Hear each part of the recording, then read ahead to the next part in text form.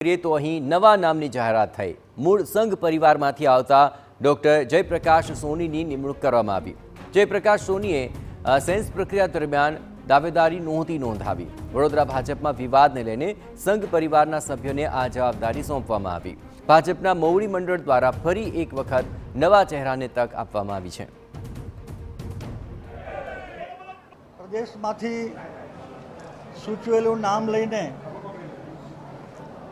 હું આવ્યો સંકલન સમિતિની મીટિંગ।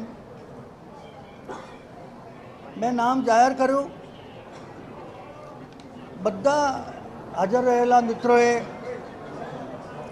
એ નામને વધાવી લીધું છે। પાર્ટીના સૌ હોદ્દેદારશ્રીઓ માન્ય નરેન્દ્ર મોદી સાહેબથી લઈને બધા જ મુરબ્બીશ્રીઓનો ખૂબ ખૂબ આભાર માનું છું કે કદના કાર્યકર્તા ઉપર આટલો અદમ્ય વિશ્વાસ મૂકીને બહુ મોટી જવાબદારી મને આપવામાં આવી છે અને હું એક કાર્યકર્તા તરીકે વિશ્વાસ આપું છું સૌ પાર્ટીના કાર્યકર્તાઓને હું આ જવાબદારી નિષ્ઠાપૂર્વક નિભાવીશ।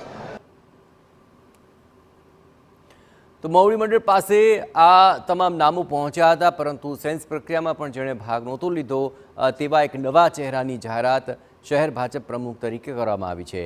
डॉक्टर जयप्रकाश सोनी हवे અહીં વડોદરામાં જિલ્લા ભાજપ પ્રમુખ તરીકે કાર્યરત થશે।